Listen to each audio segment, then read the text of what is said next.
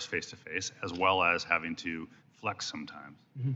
Technology is certainly a really powerful enabler, but from the data research that we did, we are still seeing a significant amount of that direct face-to-face, and it is powerful. And the FBI, just by the nature of our mission, we are heavy users of our space coming into the office, using our secret, top secret connectivity. Okay. Thank you very much. I yield back.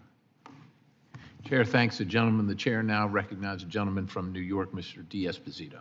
Well, thank you, Mr. Chairman, and good morning, everyone.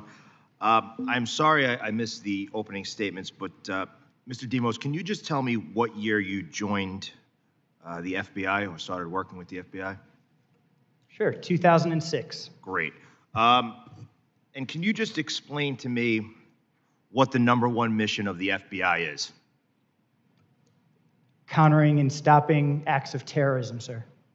Okay, so to protect and defend the United States of America against terrorist and foreign intelligence threats.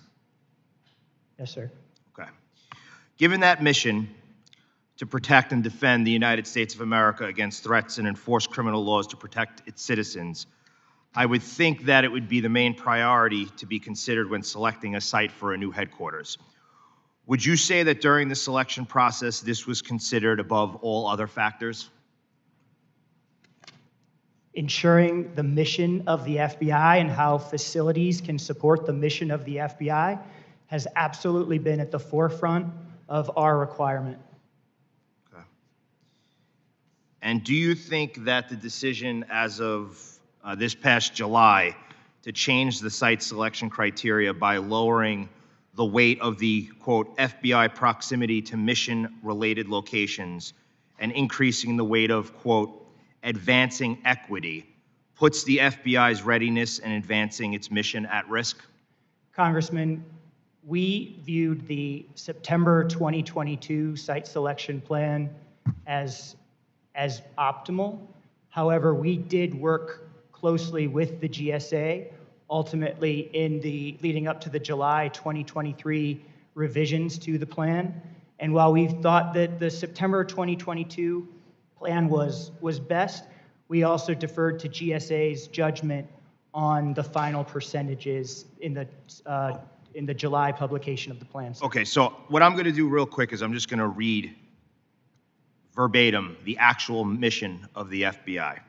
The mission of the FBI is to protect and defend the United States against terrorist and foreign intelligence threats, to uphold and enforce the criminal laws of the United States, and to provide leadership and criminal justice services to federal, state, municipal, and international agencies and partners. So with that mission in our thoughts, I'm finding it hard to understand why we would lower the weight of the proximity to mission-related locations and increase the weight of advancing equity. And I understand that you worked with the agencies that were involved, there was communication, I understand all that. But what I am trying to understand is why we would lower the weight of the FBI proximity to mission-related locations and increase the weight of advancing equity when trying to find proper locations in order for us to put forth the mission of the FBI. So if you could expand on that a little bit, I would appreciate it. Thank you, Congressman. As I said, of course, our #1 priority in this was ensuring that this facility could support the mission of the FBI first and foremost, hard stop, sir. With that said, we do know there were other factors that needed to be evaluated as part of a decision of this magnitude. Cost was one of those areas as well. If you compare the September 2022 plan compared to the July 2023 plan, the importance of cost did change from 10% to 20%. And so it was a balancing act of multiple factors. Under the Biden administration, costs have increased across the board in every aspect. But what I'm asking here is, how did equity become to play a bigger role in this? And how does advancing equity allow us to better the mission of the FBI? That's where I'm not understanding. I understand the cost analysis. I understand the conversations that were had. I understand that you worked with the interagencies of the FBI to figure out the better locations. What I am trying to understand in the next 30 seconds, if you could explain to me how advancing equity helps better live out the mission of the FBI. So what I'd say to the equity criteria, sir, is that there were 2 executive orders that were signed regarding equity and real estate decisions.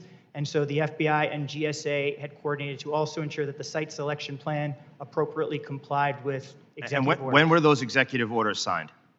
The first was signed in 2021, and the second, I believe, was in 2022, sir, but I could be wrong. So basically, we're following bad executive orders in order to promote politics instead of actually living out the mission of the FBI. Not on you. You guys are just following the rules. But thank you, Mr. Chairman. I yield back. Chair thanks the gentleman. The chair now recognizes the gentlelady from the District of Columbia, Ms. Eleanor Holmes Norton. Thank you, Mr. Chairman. Commissioner Dooms, it's good to have you back on Capitol Hill.